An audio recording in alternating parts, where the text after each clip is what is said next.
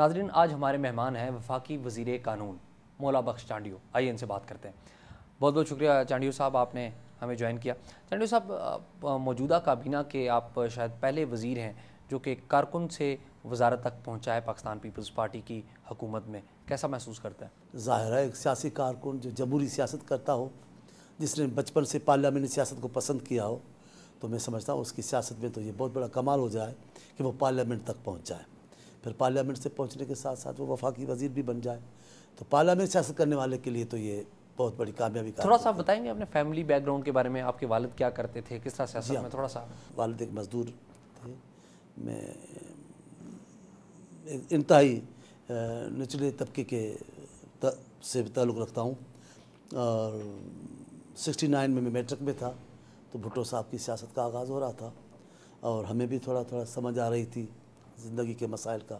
تو بھٹو صاحب ہمیں پسند آیا کہ جن جن طبقات کو میں سمجھتا تھا، میں اور میرے وہ روحانی اور نظریاتی دوست، جن طبقات کو ہم عوام کا دشمن سمجھتے تھے، وہ سب کے سب طبقات ذوالفقار علی بھٹو کے خلاف کھڑے تھے. اس لیے بھٹو ہمیں اپنا آئیڈیل لگا کہ جن کو ہم دشمن سمجھتے ہیں وہ بھٹو کو دشمن سمجھتے ہیں. یہاں پر آپ نے ذکر کیا اپنی جدوجہد کا بھی، اور ابتدائی ایام جو پیپلز پارٹی کے ہیں. شاید آپ نے کوئی سندھی زبان میں کوئی کتابیں بھی لکھی ہیں؟ میں 3-4 بار جیل گیا ہوں. تو کس کس دور میں گئے ہیں آپ جیل؟ ہاں، 2 تو ضیاء الحق کے ہیں، پھر ایک نام نہاد سویلین حکومت مظفر شاہی کی حکومت تھی، اس میں گیا ہوں. 3 بار اس میں گیا ہوں. پھر ایک بار میرا خیال ہے بی بی آ رہی تھی 86 میں، وہ بھی ضیاء کا ہی زمانہ تھا، تو 4-5 بار مجھے جانے کا پڑا. ایک بار تو انہوں نے بڑا اچھا خاصا ٹارچر میں بھی کیا اور مجھے رکھا اس پہ CIA سینٹر میں. وہ کتابیں میں پورا جیل میں منگواتا رہا، اور دوستوں کو بھی اس کتاب پڑھنے کی عادت میں نے ڈالی، اور وہاں ایک اسٹڈی سرکل قائم کر لیا. پھر میں نے سوچا کہ یہ کیوں نہ ہو کہ یہ ساری باتیں میں لکھوں کہ وقت میرا گزرے. وہاں جو میں لکھتا رہا، وہ جیل پوری ہو گئی، 1 سال 3 مہینے میں باہر نکلا. تو پھر میں نے اس کو فیئر بھی نہیں کیا، جیسی رف میں نے لکھی تھی کہ اب میرے خیالات بدل چکے تھے کئی لوگوں کے معاملے میں. اب لیکن میں ٹھیک کرتا تو وہ بدعینتی ہوتی. جو مجھے اچھے نہیں لگتے تھے وہ اچھے لگنے لگے تھے، جو اچھے لگ رہے تھے وہ بزدل نکلے تھے، تو بری بات ہے.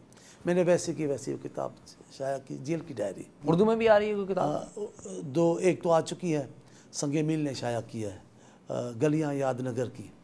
وہ بہانہ ہے ایک سفر کا، لیکن اس میں دنیا جتنے میں نے سفر کیے ہیں ان کی بھی باتیں آ گئی ہیں، جو میرے کچھ زندگی کے رویوں کے متعلق میری اپنی رائے ہے، یا جو میرا اپنا راستہ ہے زندگی کا، وہ بھی اس میں نے دیا ہے. وہ اردو میں سنگ میل نے شائع کی ہے.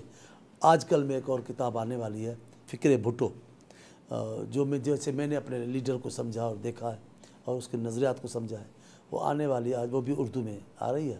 چانڈیو صاحب، آپ ذرا حالات حاضرہ کے اوپر بات کرتے ہیں.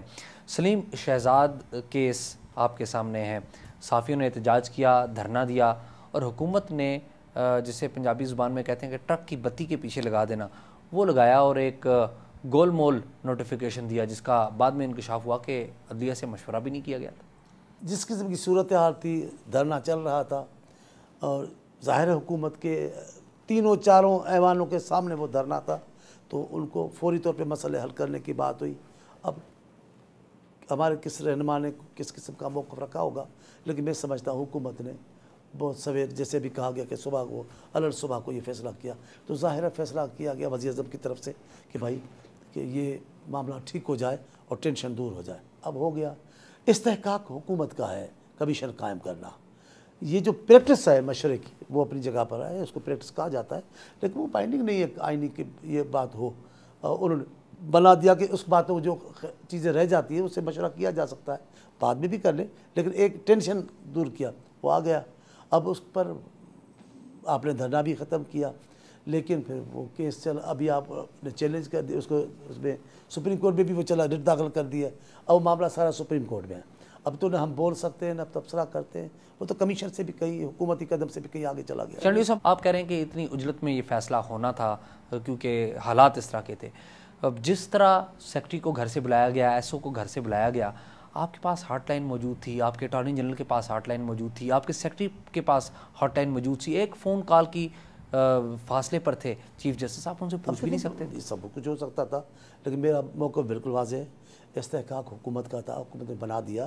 صبح کو بھی یہ بات ہو سکتی تھی اگر وہ اس کو ریئیکٹ نہ کرتے سب دوست، تو صبح کو اب بھی کوئی صحافی برادری نے کوئی اتنا شور نہیں کیا، انہوں نے اب بھی مانا ہے، لیکن اب وہ آگے چلے گئے سپریم کورٹ پہ۔ حکومت نے غلطی کی؟ میں اس کو غلطی نہیں کہتا۔ حکومت نے غلطی دوبارہ کی؟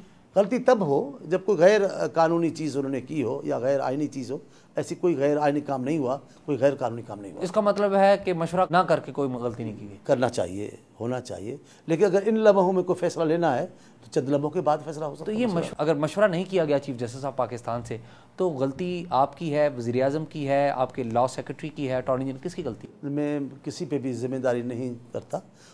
پوری حکومت اس وقت اس معاملے میں ایکٹیو تھی کہ اس معاملے کو ٹھیک کیا جائے۔ مشورہ ہوگا، ظاہر ہے جب کارنامہ ہوگا تو جو سر فہرست بیٹھے ہوں گے ان پہ بات کرتے، جب تنقید کرتے، لیکن یہاں غلطی نہیں۔ غلطی میں تب کہوں گا جب کوئی غیر آئینی کام ہو، غیر آئینی کام نہ ہوا، پریکٹس میں ہے، اس پہ ضرور کرنا چاہیے، یہ تو میں کہتا ہوں۔ غیر آئینی، غیر قانونی کوئی چیز نہیں جس کو غلطی کہوں۔ ایبٹ آباد کمیشن جب آپ نے قائم کیا، اس کو سبوتاژ کس نے کیا؟ میرے خیال میں دوسرے دن جو بیان پریس کانفرنس ہوئی، کس کی؟ میاں صاحب کی، ان کو فوری طور پہ یہ بیان نہیں دینا چاہیے تھا کہ ہم نے یوں کیا اور ہم نے یوں کیا اور یوں کیا۔ وہ بیان اچھا نہیں تھا، وہ ایک متفقہ قرارداد تھی، پوری پارلیمنٹ کی ملکیت تھی۔ پیپلز پارٹی نے یہ نہیں کہا، حکومت نے نہیں کہا کہ یہ ہمارا کارنامہ ہے، وہ پوری پارلیمنٹ کا کارنامہ تھا۔ اس میں ظاہر ہے میاں صاحب کی جماعت بھی تھی، سب کے سب لوگ تھے۔